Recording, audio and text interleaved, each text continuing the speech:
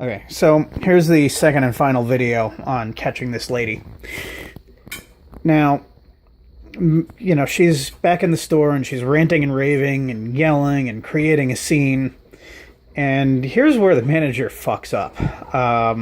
Now, he tells her that he's, well aware that she did not pay for any of those items that she wants. And basically what he says to her, and I think this might be exactly as he said it, he points to me and said, well, this guy followed you around the store the entire time you were here, and you didn't pay for any of it. And she says, followed me, huh? Now, I didn't realize what she had meant by that until she actually did get busted, and consequently actually leads the police. She led the police on a slow speed chase on the day she actually did get popped for shoplifting. I really wish it was me that got her, but unfortunately, like I said, because this was new territory, managers didn't know me yet because it was my first and really only time there at that store.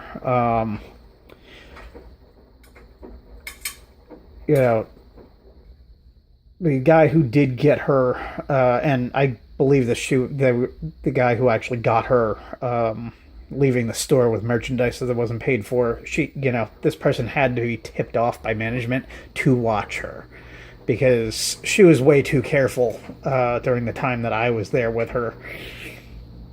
And he actually got her putting stuff in her purse.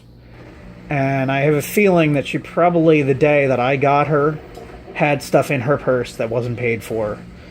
And this is how she knew that I didn't follow her. But long story short, I never got sued and I didn't get fired or anything because, first of all, I was right. I was 100% correct.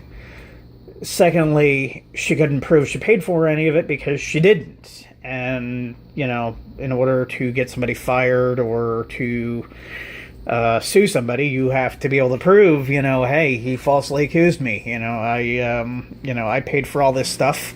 I got cheated, and that's that. But as I said, she couldn't prove any of that. She ended up leaving that day without the stuff that she was going to pilfer, and as I said, ended up being watched every time she was in there, though I'm sure it was more rare because she didn't want to get caught, so she was probably doing that at many different stores. So anyway, that's that. But I just wanted to share some of the things that I had learned over 2 years and taught myself over 2 years. And when it comes to loss prevention people, leave them alone. Don't, be constantly accusing them of racism, because it's really not about race. It's, when it comes to targeting somebody to be watched, anybody who comes in with a backpack that clearly has nothing in it, and, among other things. It's not about race. It's not, that person has black skin, I'm going to follow him. No, it's about, okay, that person there has big empty backpack that, can easily be filled with stuff. Oh, that lady there, she's got a purse that, and usually it's Coach purses because they're big and ugly. But usually it's, they want it, they carry it in, it's empty. Usually they'll have a strap hanging off their shoulder, and you can tell that, even if it's not empty, it's still, just got junk in it and no identification because they don't intend to pay for anything. Or at least they don't plan on paying for anything more than, the cash that's in their pockets. And, they're gonna, the stuff like makeup and, all the stuff that's expensive and little and easy to get away with, they're gonna shove it in their pockets. Or in their purse, and then the next time security sees them, it's going to be zipped, and the only way of stopping them is to see them actually put it in there, because if you, as I said, if you are not 100%, absolutely certain, your best bet is to let them walk, because it's not worth losing your job, and it's not worth, if you're lucky enough to be in loss prevention and own your own home, it's not worth losing your home over. And, thanks to things like the ACLU and, all these groups that, if you get somebody, of color, you must be, because you're racist, and you were only following them because you're racist. And that's just not the case. There were a lot of people that would come into the store, and I wouldn't follow them because there was no need. If you have the oversized coat, and it's 90 degrees outside, odds are, you're either hiding track marks, or you are, going to slip stuff up your sleeves and, inside the coat. And, that's just that. So it's a good idea to follow you. And that doesn't matter if you're white, black, Hispanic, it doesn't matter. The point is, you are a suspicious person. So it's, as I said, not about race, not about color, not about any of that. There are certain things that, tip you off that a person might be a thief. And if you're wrong, you know what? Sometimes you're wrong. You follow somebody and they don't actually have the intent to steal. But again, some of these things are learning experiences. And one more point I have to make. One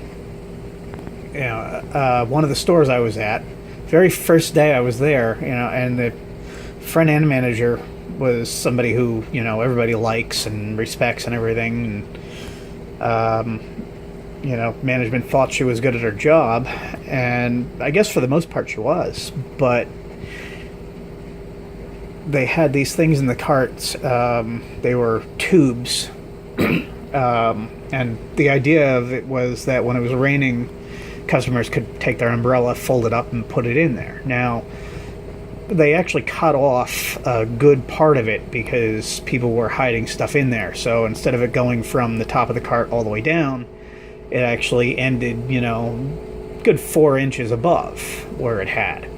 Because that's really all you need. All you need is something to keep the umbrella upright. Now, I caught this lady that she had taken a circular, rolled it up, and shoved it down in there, and then took makeup. I think she had about $40 worth of makeup, and she just dropped it down inside that circular. And of course, the cashiers, they're not trained for loss prevention. They're not trained for, thinking, oh, how could this person be stealing? No, they're trained to, not think, first of all. And secondly, to get as many customers through their line as they possibly can, as quickly as they can. So these stores are, they're pissing away thousands of dollars, tens of thousands of dollars. Some, if they're busy enough, every day. Because of the mentality of, cashiers aren't here to think. They're here to just do one job and that's it. But again, like I said, leave the security people alone. Stop accusing them of racism all the time, because, as I said, it's not about that.